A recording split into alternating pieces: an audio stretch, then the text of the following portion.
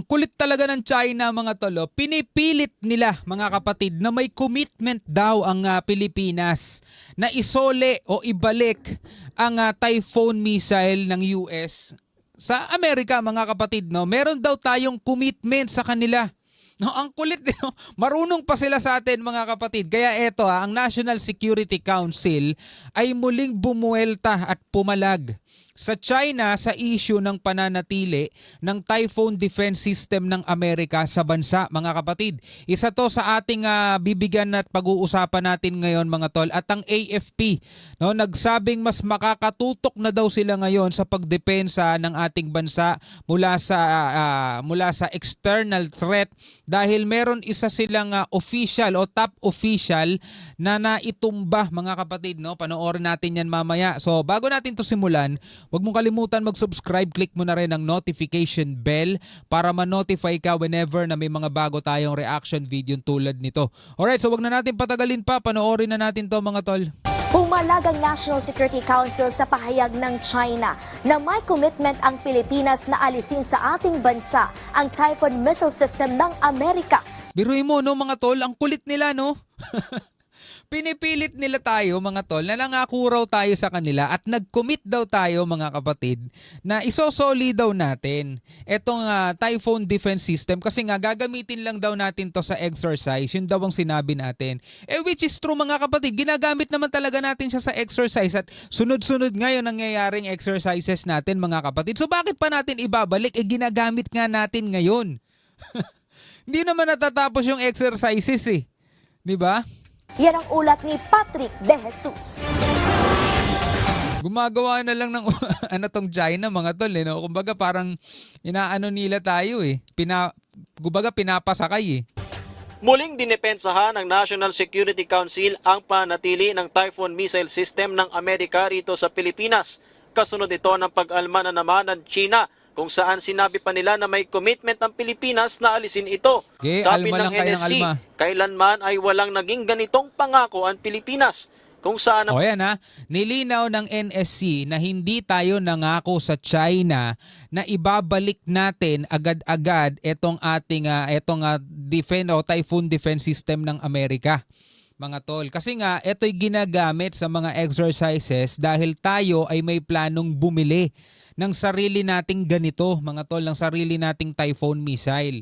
Plano nating bumili ng ganyan. So eto, every time na meron tayong exercises, ginagamit yan. So natatapos ba ang exercises mga tol? 'Di ba? O matatapos ngayon, after few months gagawin ulit natin. Ano 'yun?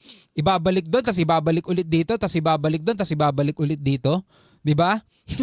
Ang gusto mangyari ng China mga tol, alisin na natin 'yan kasi nga nangangamba sila diyan eh. Takot na takot sila diyan mga tol eh. Kumbaga isa yan sa mga pumipigil sa kanila para maghasik ng kaguluhan at lagim dito sa West Philippine Sea kasi alam nilang meron tayong depensa na pwedeng magpalubog sa kanilang lahat mga tol. panatili ng Typhoon missile system sa bansa ay para sa pagsasanay. Hirit pa ng NSC, ang Pilipinas naman ay hindi nagkokomento sa sariling upgrade na ginagawa ng China sa kanilang kapabilidad at depensa. Di ba? Di ba? Kita niyo mga kapatid wala tayong pakialam at hindi natin sila pinipigilan o hindi natin sila pinapakialaman kapag nag-a-upgrade sila ng kanilang mga kagamitan. 'Di ba? Kapag gumagawa sila ng mga panibagong barko, kapag naglalabas sila ng mga panibagong nuclear warheads, 'di ba? Kapag nag-a-upgrade sila ng mga sandatahan nila, anong pakialam natin bansa nila 'yon mga tol. So bakit ganito todo pakikialam nila sa bansa natin kung ano man yung gusto nating bilhin ng mga kagamitan. Baka naman mga tol pag dumating ang panahon na bibili na tayo ng sarili nating submarine, ayan na naman sila.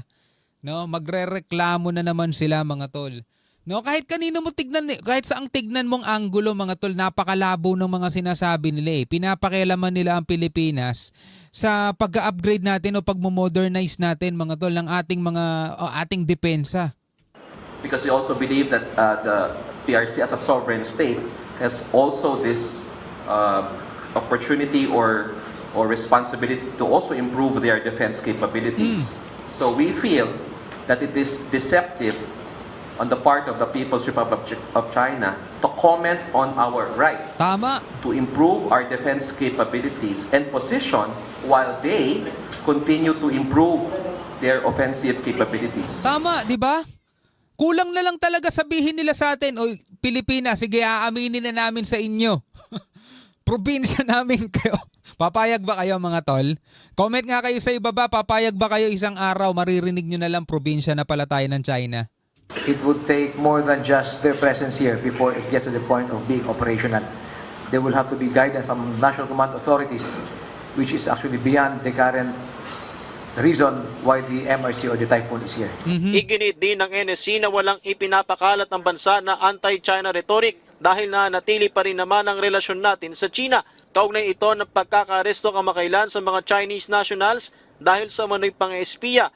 Totoo mga kapatid, walang ipinapakalat ang National Security Council o ang ating gobyerno na anti-China rhetoric mga kapatid. Yung pagiging anti-China o nararamdaman nilang galit sa kanila ang mga Pilipino mga tol, is yan ay kusang loob mga kapatid ng mga Pilipino dahil nakakaramdam ang bawat Pilipino ng pang-aapi mula sa kanila mga tol. And sino ba namang tao mga kapatid ang hindi magre-react kapag nakikita mong yung mga mangingisda, ang mga kababayan mo, mga kapwa mo Pinoy na mga mangingisda nakakaranas ng mga panghaharas mula sa mga dayuhan sa loob mismo ng ating exclusive economic zone? 'Di ba? Napakawalang kwentang mamamayan mo kung wala kang pakialam doon. 'Di ba? Ikaw ba isang Pilipino, mga tol, hindi ka magre-react, hindi ka magbibigay ng iyong opinion o saloobin kapag nakikita mo yung mga Coast Guard mo wina-water cannon? 'Di ba? Hindi yan inuutos ng gobyerno, mga tol. Kusang nararamdaman yan at normal na nararamdaman yan ng isang tao. Lalong-lalo na kapag ang tao, mga kapatid, is may pagpapahalaga sa kanyang bansa. 'Di ba? Hindi ito inuutos ng gobyerno na i-hate ninyo China, i-hate ninyo yung mga yan. Actually, lagi nga natin sinasabi, wala tayong problema sa mga citizen, sa mga mamamayan, mga tol. 'Di ba? Wala naman silang magagawa Kung sila man tutol sila, wala rin silang magagawa 'Di ba? Ang may problema kasi mga kapatid, yung gobyerno talaga nila doon. Yung gobyerno nila ang may problema kasi yun ang nangaharas Sabi ng NSC, may sapat na ebidensya rito kung saan ay hain na rin ang mga kaukulang kaso. There is no anti-China rhetoric that is being propagated. We just happen to have the evidence to pin down several Chinese nationals who have been arrested by Philippine law enforcement authorities. Isa pa yan, 'di ba? May mga ebidensya, 'di ba? Hindi dahil sa pinag-iinitan sila, may mga ebidensya. 'Di ba? Napakalinaw naman maglalagay ka ng CCTV sa puno. 'Di ba? Ano ka lang diyan, tourist ka lang diyan, bigla ka maglalagay ng high grade CCTV na nakatutok sa dagat. Ano 'yun? 'Di ba? Isa kang normal citizen tapos may military grade CCTV ka na nakatutok sa dagat. Ano minamasdan mo diyan? Paglubog ng araw? Nationals who have been arrested by Philippine law enforcement authorities in the act of espionage. Samantala, patuloy ang pagbabantay ng PCG sa mga barko ng China sa ating exclusive economic zone. Sa ngayon ay naitaboy ng higit 100 nautical miles mula sa Bani, Pangasinan at China Coast Guard 3304 dahil sa pagmaniobra ng barko ng PCG na BRP Cabra. Good job. Ang The Monster Ship naman ay umalis sa Scarborough Shoal at na-monitor 164 nautical miles mula sa Cabra Island, Mindoro na naglalayag patimog.